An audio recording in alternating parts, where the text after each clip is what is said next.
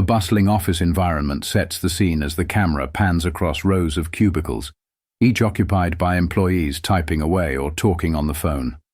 Near the front, Mr. Collins, the company's regional manager, stands tall with a permanent scowl etched into his face. He's impeccably dressed in a tailored suit, but there's a terseness to his every move. Two junior managers trail behind him, trying to keep up as he makes his rounds. They exchange hushed comments about a rumored directive from the top, some major change or new ownership, rumored for the company, and their words hint at Mr. Collins's agitation. Patrice Evans, a dedicated associate in the finance department for the past 3 years, sits at her cubicle buried under spreadsheets. She's well liked for her quiet diligence, always ready to help a colleague. Her desk bears small personal touches, a plant, a family photo, a motivational quote, reflecting a calm that contrasts with Mr. Collins's tense demeanor. When Mr. Collins approaches, Patrice politely informs him that her quarterly report will be ready by tomorrow, end of day. Dismissively, he demands it sooner, underscoring his intolerance for any perceived delays. His tone suggests he mistrusts her capabilities, revealing an undercurrent of prejudice that has been brewing for a while. Across the aisle, two junior managers whisper that Mr. Collins seems on edge, possibly because of the rumored company shakeup. Meanwhile, Patrice stays composed despite the added pressure. Yet she can't ignore the sting of Mr. Collins's scrutiny. The tension grows as Mr. Collins dismissively walks off, leaving Patrice to juggle her mounting tasks. A short montage follows of Patrice staying late to work, assisting colleagues with tricky financial issues, and enduring Mr. Collins's watchful, disapproving eye from afar. While other employees admire Patrice's diligence, none of them truly grasp Mr. Collins's deeper bias toward her, or the bigger story that lies beneath the surface. Later, in the office break room, Patrice pours herself a cup of coffee. A co-worker named Sandra enters, asking if Patrice is okay after witnessing Mr. Collins's confrontation. Patrice brushes it off with a gentle reassurance, explaining that she's become accustomed to his attitude. Sandra expresses sympathy and offers her support, reflecting how others see Patrice as a likable colleague who's unfairly singled out. Their conversation is cut short when another employee enters, ending their private moment. As the workday nears its close, Patrice returns to her desk, determined to complete her tasks. She remains collected, even with the extra load and the weight of Mr. Collins's scrutiny. The narrator's voiceover explains that Patrice's calm masks a deeper resilience and a quiet storm that's building. The section concludes by pointing out that Mr. Collins can't fathom the power behind Patrice's silence, hinting at an imminent revelation that will shake the entire office.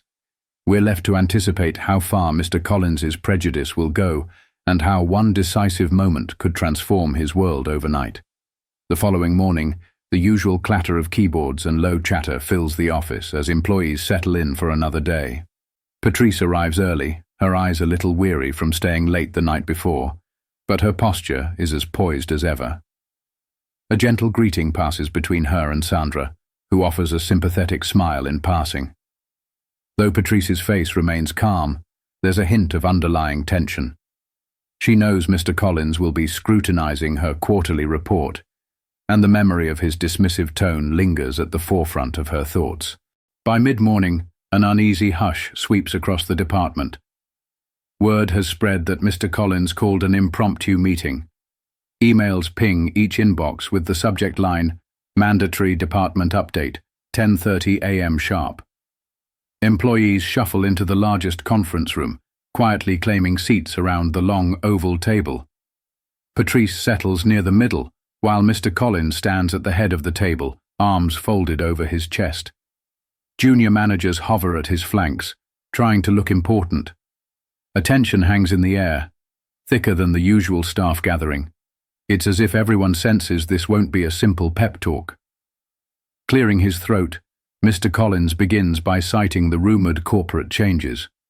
He rattles off half-truths about the possibility of new ownership, explaining they might face budget constraints or even restructuring. Every pair of eyes in the room remains fixed on him.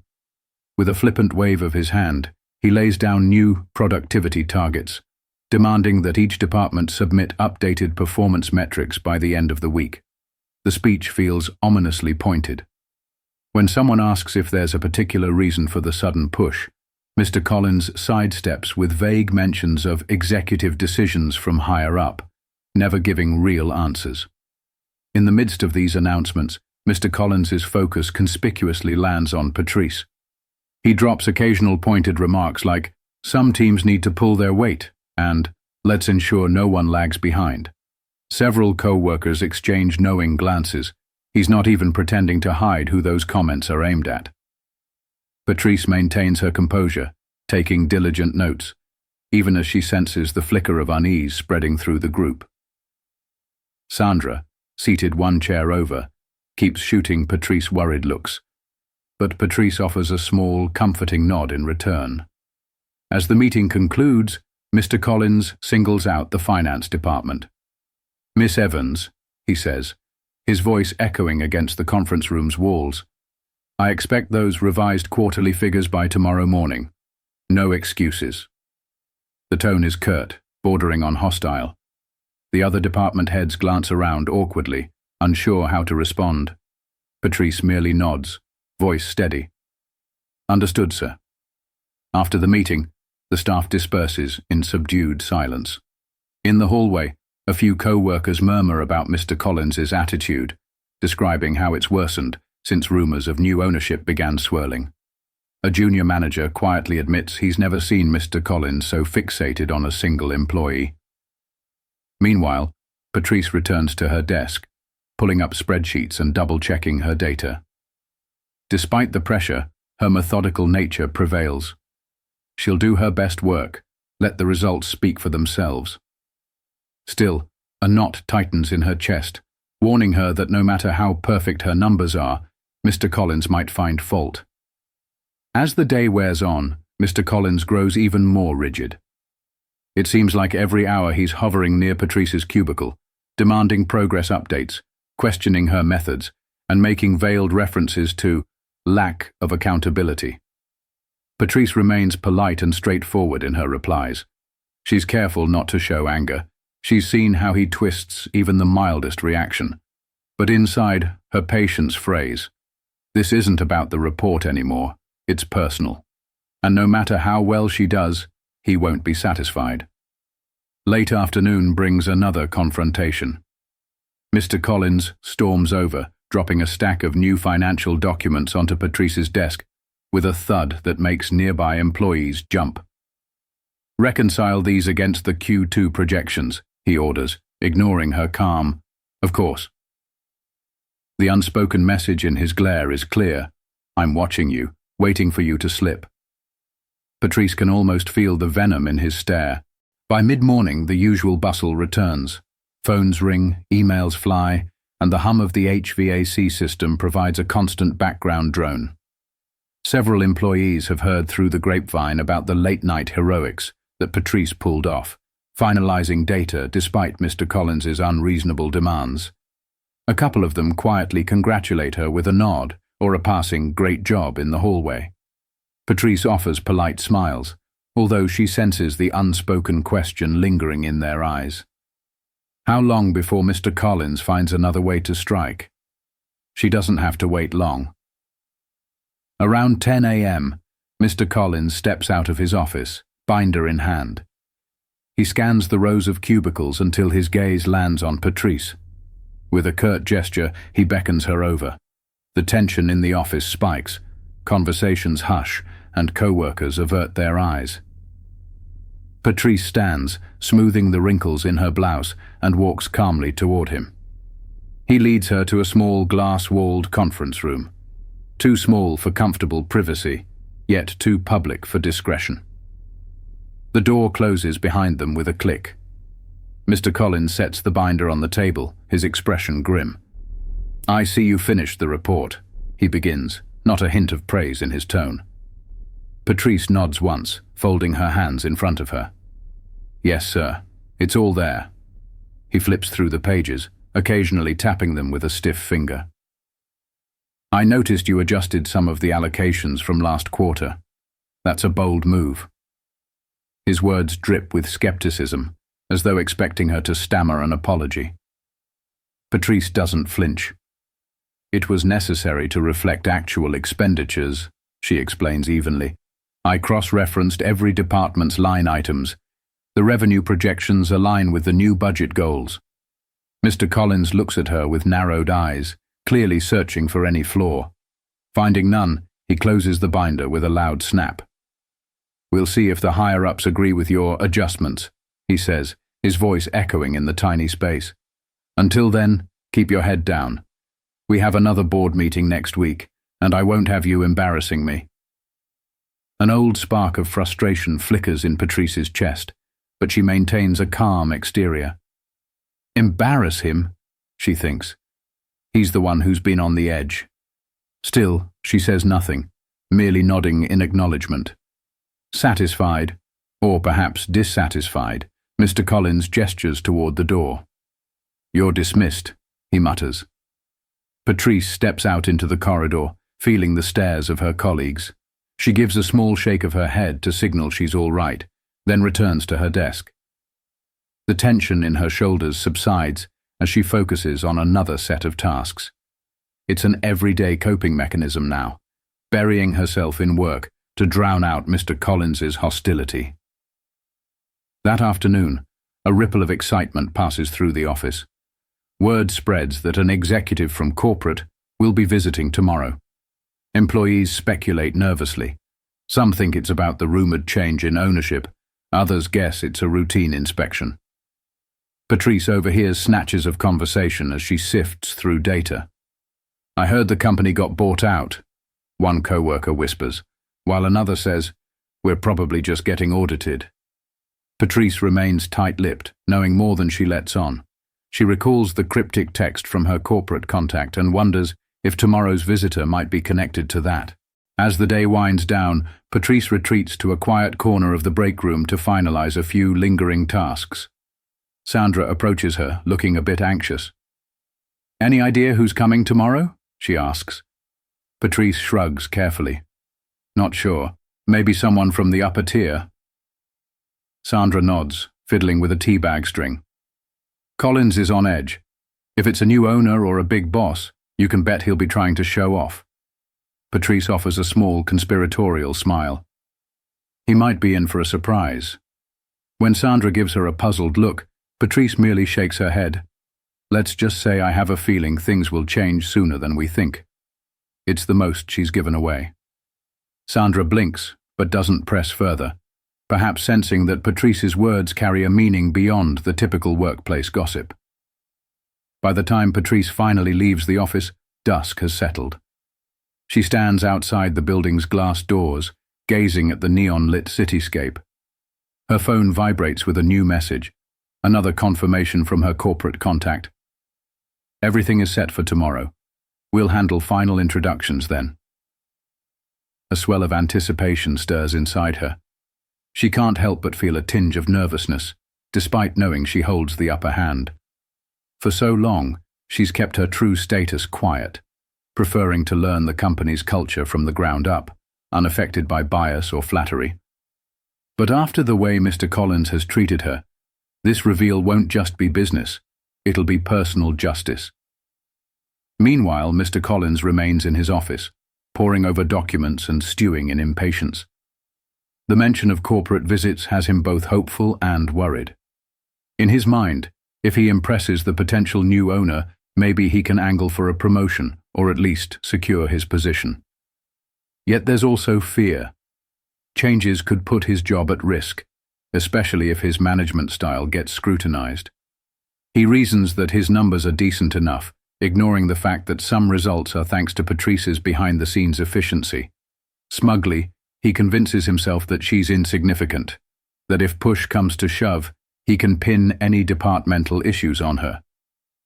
The night deepens, each passing hour dragging Mr. Collins closer to a reckoning he can't foresee. Patrice, back at home, reviews her final notes. She rereads the text that reveals she'll be meeting a representative from the parent company. She knows exactly who that is and what it will set in motion. Before turning in, She takes a moment to reflect on the path that led her here. Working incognito to assess the company's real potential, meeting good people like Sandra, and witnessing how a figure like Mr. Collins can poison a workplace.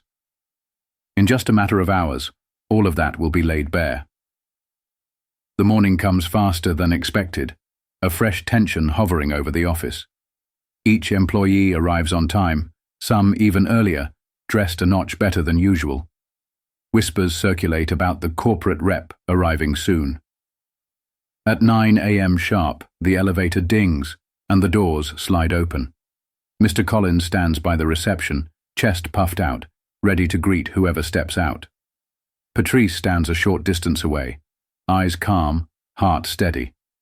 She watches as a sleek black shoe emerges from the elevator, followed by the rest of the figure, someone with unmistakable authority. A hush falls over the lobby. Mr. Collins plasters on his most professional smile, stepping forward to shake the newcomer's hand. Patrice remains in the background, knowing her moment is near. One look at the newcomer's confident stride confirms her suspicions. Things are about to change, and Mr. Collins's carefully curated world is on the brink of a stunning overhaul. Mr. Collins practically beams as he greets the newcomer, a poised, sharply dressed representative from the corporate parent company. The air crackles with expectation as several employees gather at a respectful distance, trying to catch snippets of conversation without appearing nosy. For the next hour, Mr. Collins ushers the representative around, highlighting the facility's best features and carefully avoiding any areas that might hint at his managerial shortcomings. He rattles off numbers and accomplishments, taking full credit for initiatives that Patrice and other staff members had quietly spearheaded. Meanwhile, Patrice watches from afar, quietly amused, yet bracing herself for the meeting she knows must happen. In small clusters, employees whisper theories about what's going on. Some speculate that the corporate visitor is here to finalize the rumored takeover. Others muse that maybe it's just a routine assessment. As the tour ends, the representative insists on meeting key team members.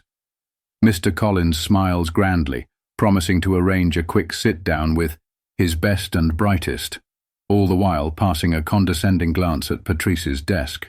Around noon, the group convenes in the boardroom, a sleek space with glass walls and a polished table large enough to seat a dozen.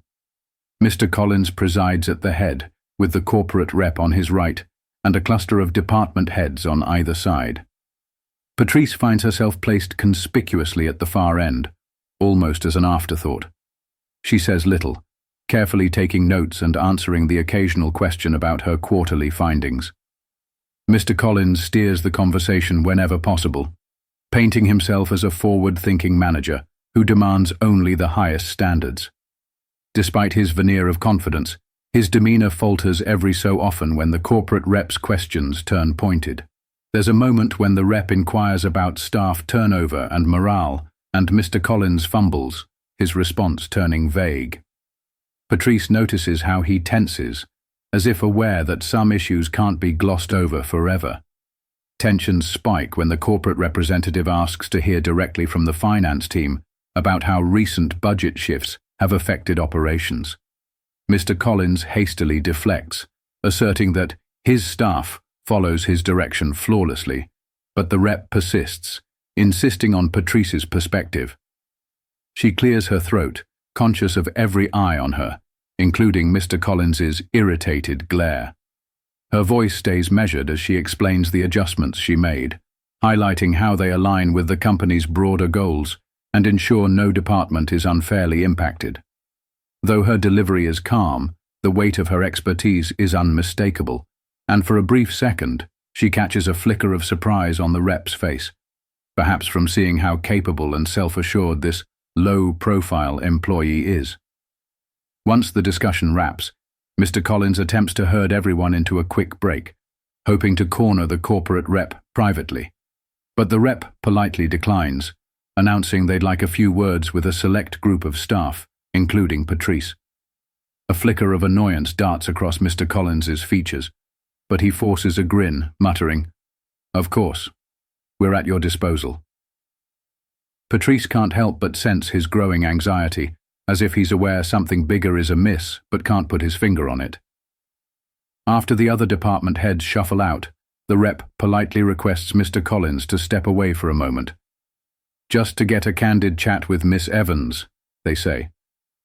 Mr. Collins's face colors with confusion and a hint of anger, but he composes himself and exits with forced courtesy. The glass walls offer no privacy, so everyone in the corridor sees Mr. Collins standing there, stiff and uneasy, as the rep turns to Patrice with an assured smile.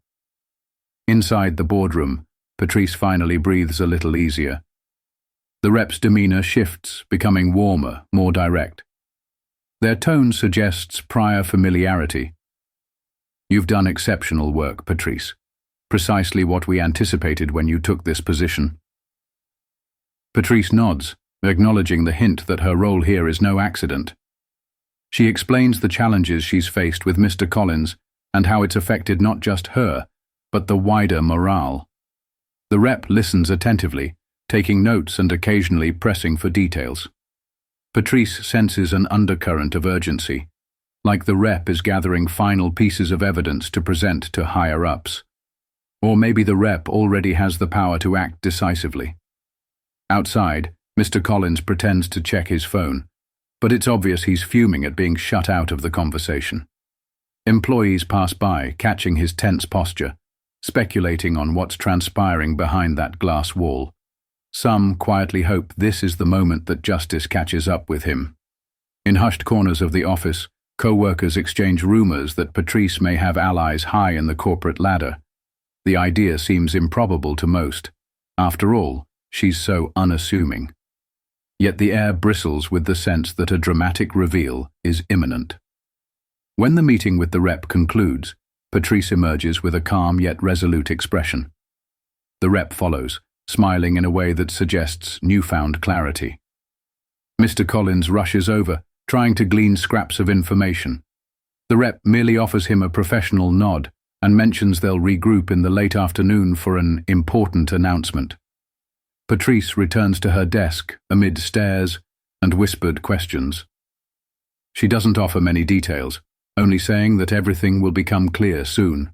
Outside, Mr. Collins pretends to check his phone, but it's obvious he's fuming at being shut out of the conversation.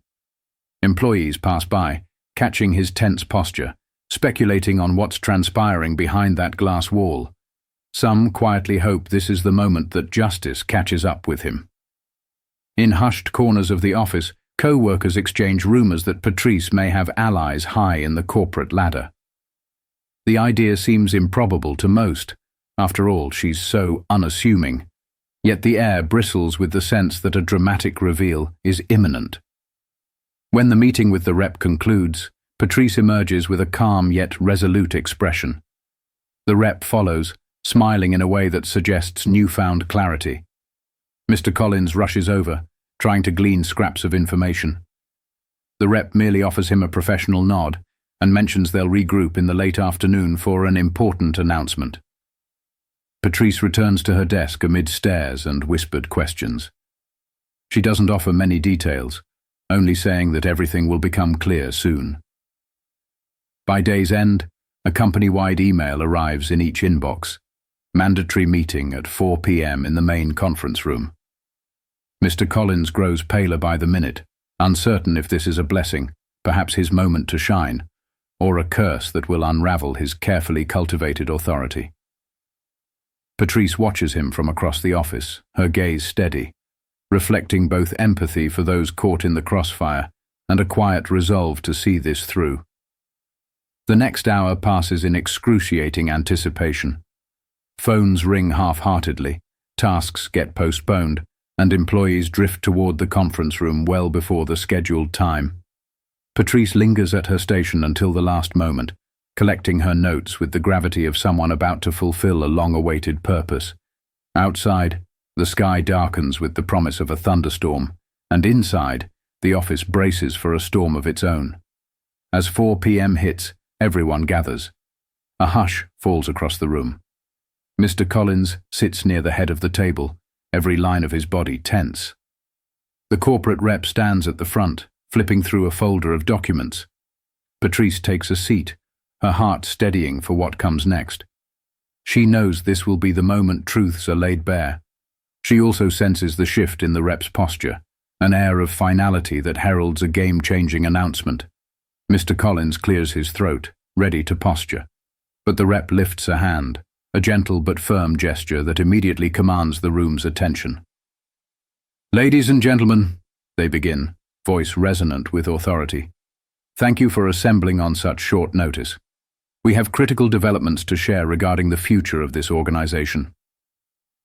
All eyes shift between the rep and Mr. Collins, who forces a stiff nod, as though trying to remain in control. Patrice, for her part, sits poised, waiting for the exact moment when she'll step forward and unravel the final veil of secrecy. As the conference room settles into a hushed silence, all eyes fix on the corporate representative standing at the front. Their demeanor is calm, but carries an unmistakable sense of importance. Mr. Collins shifts in his chair, his forced composure cracking just a bit under the weight of anticipation. Patrice sits toward the center of the table, her posture upright, face impassive. She knows the moment has arrived to reveal truths that have long been concealed. The representative begins by addressing the staff, praising the company's overall potential and the dedication displayed by various departments. There's a subtle tension in the air. Employees wait for the catch, something to explain why this high-level visit is more than routine. After a few minutes of polite acknowledgements, the representative's tone shifts. It becomes more direct, more decisive. They speak of changes in ownership, strategic direction, and corporate restructuring. Each phrase feels like another step closer to a finale nobody quite anticipated. Finally, the rep announces that the company has indeed been sold. The news prompts a collective intake of breath. Mr. Collins pales. He'd long heard rumors but never confirmed them. The representative then goes on to explain that the new owner has been quietly assessing the organization to see which leaders uphold the company's values and which do not. At this, a ripple of excitement and anxiety sweeps through the room. Some employees glance at Patrice, suspecting she might be involved somehow. Mr. Collins, sensing something big is about to break, tries to interject, but the rep raises a hand calmly, asserting control. "Let me introduce you all," the rep says, turning toward Patrice with a nod, "to someone you already know, Patrice Evans." A hush falls. Patrice stands, smoothing her blouse and meeting the confused stares of her colleagues. The corporate rep continues, "She's not merely an employee. Miss Evans has been instrumental in the acquisition and direction of this company. In fact, she now holds the controlling stake. She is, for all intents and purposes, the new owner." A wave of murmurs and gasps floods the conference room. Mr. Collins's face registers sheer disbelief, a muddled mix of shock, fear, and indignation. He looks as though the ground beneath his feet has vanished. Other employees exchange startled glances, suddenly recalling Patrice's quiet diligence, her unwavering composure under Collins's relentless criticism. It all starts to click. She was never just a finance associate. She was in a position far more powerful than any of them suspected. Patrice takes a slow breath before speaking. Her voice remains calm, though tinged with a firmness that none in the room have heard from her before. "Thank you," she begins, directing a glance to the corporate rep and then to the staff. "For many months, I've been here, hands-on, to learn firsthand how this organization operates. I've worked alongside all of you, earning insights I could never have gained from a boardroom or investor's chair alone." She acknowledges a few employees who nod back in a mixture of respect and awe. "What I found," she continues, "is a team of capable, dedicated people who can excel when given fair treatment and proper guidance." Here, she pauses, her gaze landing on Mr. Collins. "However, I also witnessed behavior that undermines the values a true leader should stand for. Disrespect, bias, intimidation. These have no place in any company, let alone one I own." Collins's jaw tightens. He looks ready to interrupt, but Patrice presses on. I wasn't sure when to reveal my role, but recent events made it clear that changes can't wait. We'll be implementing a new leadership structure, effective immediately. Mr. Collins can't hold his tongue any longer. He half rises from his seat, voice quivering between anger and desperation. This is absurd. Why would you, how could you, own this place? I've been running the show here. You're just... He stops himself, the full weight of the situation crashing down on him. Murmurs among employees grow louder. They've never seen Collins so flustered, so powerless. Patrice remains composed, though her eyes flash with quiet resolve. I'm afraid you misunderstood your position, Mr. Collins. Running a show is different from running a company with integrity. She gestures to the representative who produces some documents. Your performance has been evaluated. The board has taken note of the complaints, the high turnover, and the documented instances of harassment. Yes, there is documentation. This was never just about me. It's about ensuring everyone here is treated with dignity. A stunned silence grips the room. Collins's face contorts, as if trying to rally one final defense, but he finds no words. A couple of employees near the back share a look of relief. This moment, long overdue, has finally arrived. The corporate representative steps forward again, their tone formal but unyielding. Mr. Collins, based on the findings and Miss Evans's recommendation, we're relieving you of your duties immediately. We appreciate your years of service, but this company is moving in a new direction, one where harassment and prejudice aren't tolerated. Collins's voice is barely audible.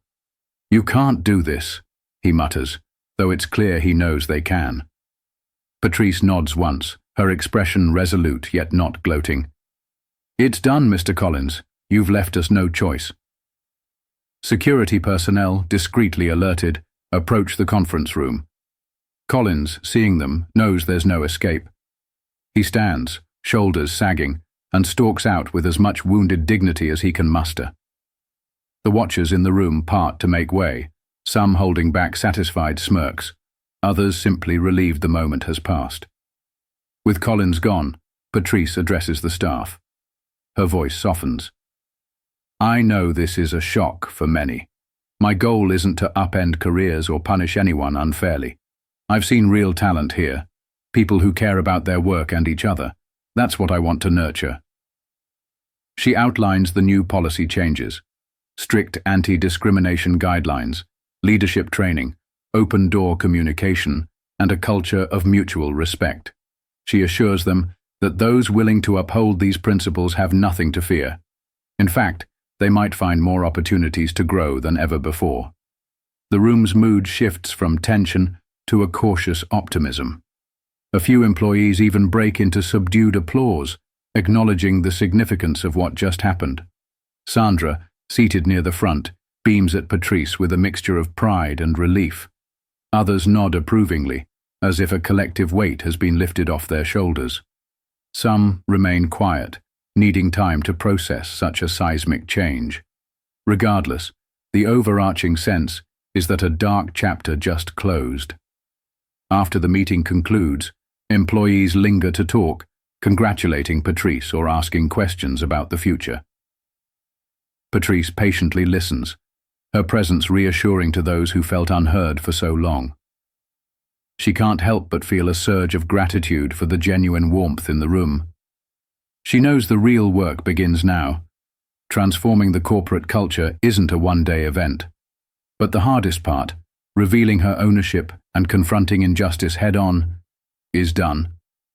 Later that afternoon, Patrice stands by a window overlooking the city skyline, the sun breaking through the earlier cloud cover. The corporate representative steps up beside her. I think you made quite an impression, they say with a half smile. Patrice nods, gaze on the horizon. This was never about making a scene. It was about doing what's right. People deserve a workplace where they can thrive without bias. The rep pats her on the shoulder, agreement shining in their eyes. The board's behind you 100%. We're looking forward to your leadership, Miss Evans, yours and the team you'll build. As the day winds down, the office hum feels different, lighter, hopeful. Employees at the cubicles chat in hushed but animated tones about the changes. Some have never felt so validated, sharing stories of times they felt overlooked under Collins's rule. Patrice takes a final walk through the corridors, offering small smiles and nods to those who meet her gaze. She has a lot to accomplish, from appointing a new regional manager to refining operational processes, but she's confident she'll do it with the support of the good people who make this company tick. The final scene lingers on Patrice stepping into what used to be Collins's office, now hers to shape. She places a single photograph of her family on the desk, an understated reminder of her roots and her motivations. The camera pans out, showing her alone in the office as she takes a measured breath, ready for the path ahead. The sense of closure is palpable. She's reclaimed her dignity, rebalanced power, and laid the foundation for a workplace transformed by respect. This is more than a personal victory. It's a promise that no matter who you are, fairness can prevail, and those who underestimate others do so at their own peril.